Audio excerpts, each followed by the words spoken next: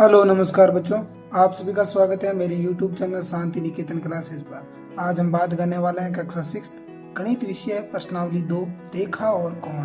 तो चलिए शुरू करते हैं। पहले इस प्रश्नावली का परिचय।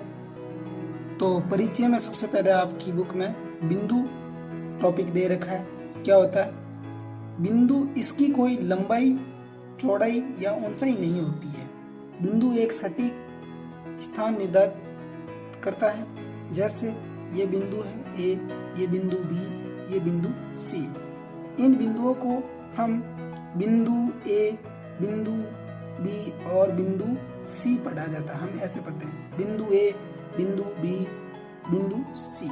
ठीक है। उसके बाद देखिए रेखाखंड। इसके दो अंत बिंदु होते हैं, अर्थात दो बिंदुओं के बीच स्थित सरल रेखीय आकृति जिसे घटाया या बढ़ाया ना जा सके। ठीक है ना। ये दो बिंदु है, इन दो बिंदुओं के बीच की ये दूरी है, उसको रेखाखंड कहेंगे। और एक होती है रेखा और एक होती है रेखाखंड। रेखाखंड के बाद हम बात करेंगे रेखा के बारे में। ठीक है। तो इसे हम ए बी ऐसे या बी ए ऐसे ऊपर लाइन खींच के हम व्यक्त कर सकते हैं या लिख सकते हैं इसे पढ़ने या लिखने के लिए। ए बी एक रेखा है, रेखाखंड है, सॉरी। यहाँ बी ए बी पढ़ सकते हैं। यहाँ से यहाँ भी रेखाखंड है और यहाँ से यहाँ तक भी रेखाखंड है। तो एक ये रेखा, ये एक सरल रेखिक आकृति जिसके दो बिंदुओं अनंत रूप से, दो जो इसके ये दो बिंदु है, बिंदुओं को अनंत रूप से बढ़ाया जा सकता है। रेखा को ए बी से दर्शाते हैं। ए बी का निशान और दोनों तरफ तीर के निशान से इसको हम प्रदर्शित करते हैं। इसमें सीधी एक सरल रेखा खींच के इसे हम प्रदर्शित करते हैं। ठीक है। यहाँ मैंने क्या लिखा है? अंत बिंदु, यानी इनको यहाँ बस ये यहाँ पर आके ये इस बिंदु पे आके खत्म है, ये इस बिंदु पे आके खत्म है। लेकिन इसके मैंने अनंत रूप से बढ़ाया जा सकता है रेखा को, पर रेखाखंड को कभी भी अनंत रूप से आगे दोनों सिरों से बढ़ाया ना जा सकता। ये इनमें अंतर है। इसके बाद हम पढ़ेंगे किरण। तो देखिए किरण, यह एक बिंदु से प्रारंभ होकर दूसरे बिंदु को अनंत रूप से बढ़ाया जा सकता है। तो किरण में ना दो बिंदु स्थित होते हैं। इस बिंदु से ये स्टार्ट होती है और इसको एक तरफ कितना ही अनंत रूप से बढ़ा सकते हैं। रेखा को दोनों तरफ से बढ़ा सकते थे, रेखाखंड को बढ़ा नहीं सकते हैं। ठीक है ना। इसे ए बी ऊपर एरो के निशान से दर्शाते हैं। ठीक है। इसमें एरो के निशान दोनों तरफ थे, इसमें एरो का निशान एक साइड ही होगा। ठीक है। इसी के साथ हम शुरू करते हैं अपनी बुक के पेज संख्या 15 के प्रश्न। तो देखिए प्रश्न संख्या 1। रिहान ने एक कागज पर एक बिंदु अंकित किया है, वह उस बिंदु से जाने वाली कितनी रेखाएं बना सकता है। जैसे देखिए बच्चों, ये एक बिंदु है, इससे मैंने एक रेखा खींची, फिर 2, फिर 3, 4, 5, 6, यानी एक बिंदु से हम अनंत रेखाएं खींच सकते हैं। तो इसका मैं आंसर नोट कर देता हूं। तो देखिए इसका दूसरा पॉइंट, शीतल ने एक कागज पर दो बिंदु अंकित किए हैं। ठीक है बच्चों, वह उन दोनों बिंदुओं से गुजरती हुई कितनी रेखाएं, जैसे मैंने ये दो बिंदु लिए हैं तो मैंने एक रेखा खींच दी इनको बिंदु से गुजरने वाली। ठीक है। लेकिन अब दूसरी रेखा मैं ऐसे गुजरूंगा तो वो इस बिंदु से नहीं गुजरेगी, तो मैं ये एक ही रेखा खींच सकता हूँ। तो इसका मैंने एक उत्तर नोट कर रखा है कि दो बिंदुओं से हम एक रेखा खींच सकते हैं। ठीक। प्रश्न संख्या 2। आकृति 2.4 में दिए गए रेखाखंडों के नाम लिखिए। ये हमारी आकृति 2.4 है बच्चों, जो आपकी बुक में दे रखी है। यहाँ हमें रेखाखंड के नाम लिखने हैं। तो देखो L से लेके M तक एक रेखाखंड है। हमने रेखाखंड की अभी परिचय में परिभाषा पढ़ी है। उसके बाद M से लेके P तक रेखा है, फिर P से लेके Q तक रेखा है और Q से लेके R तक आपकी रेखा है। 1 2 3 4 यानी 4 रेखाखंड, 1 2 3 और 4 रेखाखंड। अब आगे प्रश्न है कि 5 अंकित बिंदुओं में से कौन से बिंदु केवल एक रेखाखंड बिंदु पर स्थित है। तो देखिए यहाँ पर L जो है वो M से लेके एक ही रेखाखंड बनाने का काम कर रहा है, तो मैं लिख दूंगा L, और यहाँ R जो बिंदु है वो Q तक एक ही रेखाखंड बनाता है, तो मैं लिख दूंगा R, R।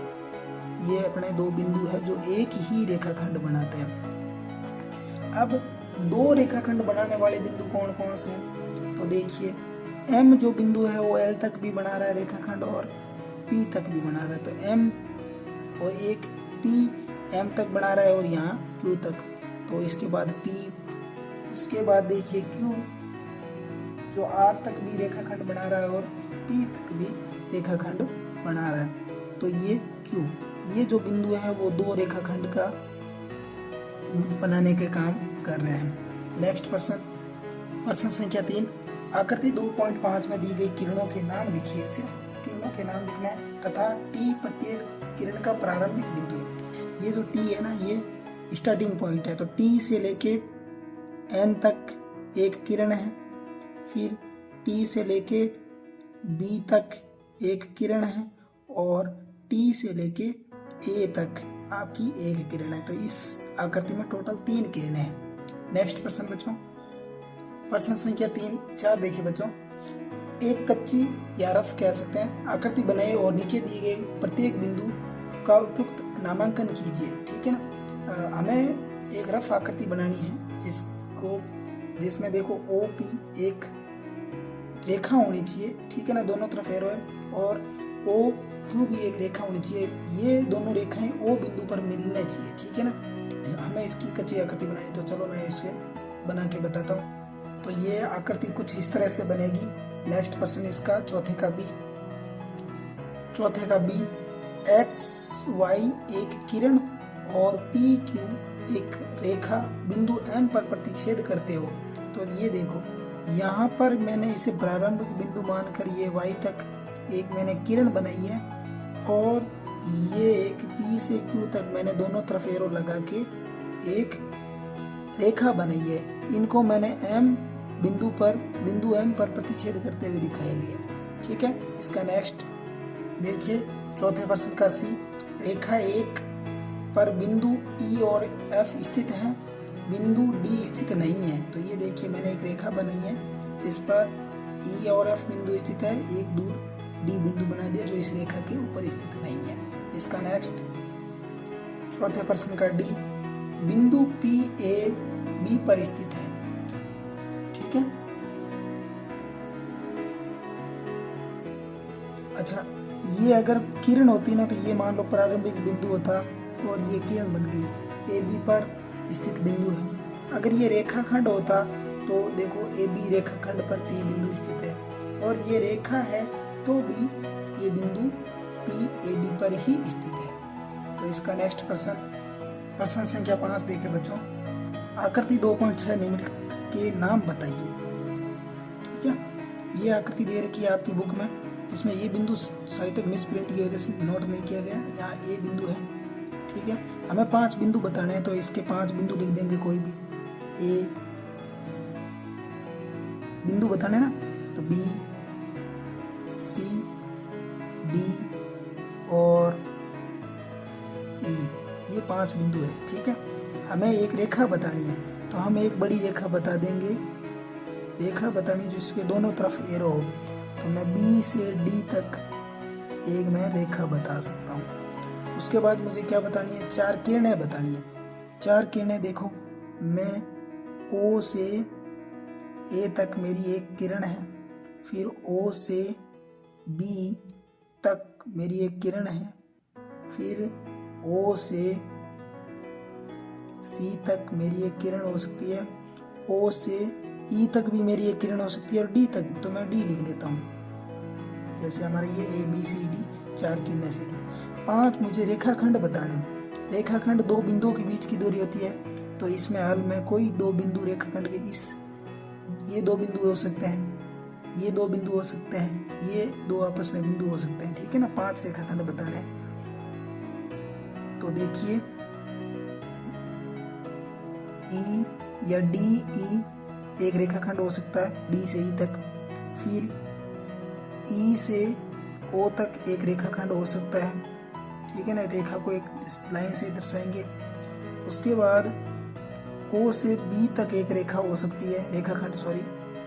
और उसके अलावा ये अगर इस एरो को मैं हटा दूं तो ये एक रेखाखंड बन जाएगा। तो ओ से सी तक भी एक रेखाखंड हो सकता है और ओ से ए तक भी एक रेखाखंड हो सकता है।